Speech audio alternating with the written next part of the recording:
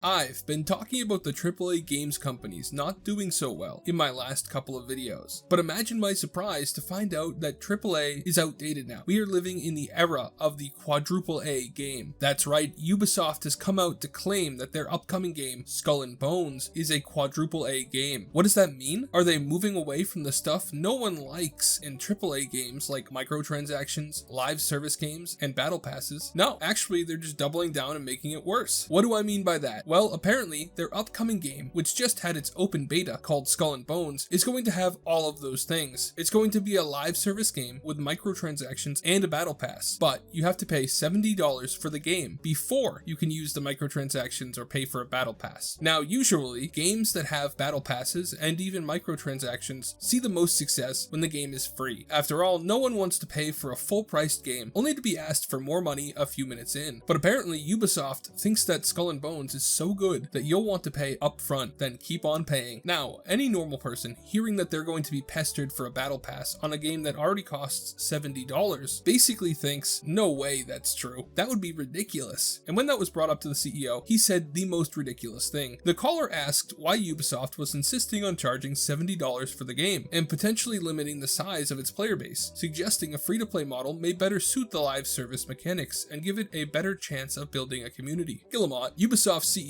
replied with an assertion that Skull and Bones deserves to be a full-price game because of its scale. You will see that Skull and Bones is a fully fledged game, he said. It's a very big game, and we feel that people will really see how vast and complete that game is. It's a really full, triple, quadruple A game that will deliver in the long run. Yeah, that's a pretty big thing to say when the reviews from the beta basically call the game perfectly playable but meh and unexciting. And if that's the game journalist reviews, imagine what the actual players think. I looked at some footage of the gameplay, and all I can say is that it looks nice, but to me, it kind of looks like they just put a new coat of paint over the old Pirates of the Caribbean MMO. So, to state it lightly, the Ubisoft CEO is getting a lot of pushback and criticism for saying that this is a Quadruple A game. Some of the top comments on the VGC News Twitter post about this say stuff like, translation, this game is going to bomb, and we are just trying to recoup as much of our losses as possible. You can't call something a Quadruple A game just because you spent an ungodly amount of money rebooting it multiple times because you kept trying to make a shitty live service game that no one wants. Make a promise then. If you have to issue a hotfix or patch within a week of the official release, anyone who purchased it gets a full refund and keeps the game. That's a real Quadruple A game. If it's a Quadruple A game, why does it look like it was made on a PS3 dev kit? All of which summarize the general feeling that the community seems to have towards this game. It's honestly embarrassing that these companies are trying to pull stuff like this on their customers. I mean, I know that Ubisoft is widely considered one of the worst offenders when it comes to making choices that are bad for gamers, but to try and get people to pay $70 for a game that has microtransactions and a battle pass, and to try to pass that off as such a good thing that the game is a Quadruple A game, I'm sorry buddy, but this game doesn't look like it's going to be any better than any of the AAA games that have already failed in the last few months. Meanwhile, Pal World is $30, made by an indie company, and has sold millions of copies. Enshrouded is in the same boat. I'd be willing to bet that either Pal World or Enshrouded will end the year with more sales than Skull and Bones. Not that they deserve to be called Quadruple A either, but man, they're somehow better than most of the AAA games that are coming out, let alone the Quadruple A game. And like, it's not like they could have picked a worse time to launch a game like this too. In general, all of the gamers I know are just about done with microtransactions. No one has the disposable income they had a few years ago. Food's more expensive. Heck, everything's more expensive now. Why would anyone want to spend $70 plus microtransactions on a live service game that they will eventually lose access to when Ubisoft decides that they've lost enough money and shuts the servers down? Because that's a real possibility with live service games. They can just go dark one day with no respite for the people who already purchased it. Once the phone home server is gone, the game's basically gone. On top of that, this is coming just after the massive failure of the new Suicide Squad game, which was a terrible live service game. Basically, live service as a concept is sour to gamers now. People are starting to have had enough with the industry practice of bleeding gamers' wallets dry. It really is an industry problem. And like I've said several times before, I seriously hope that the big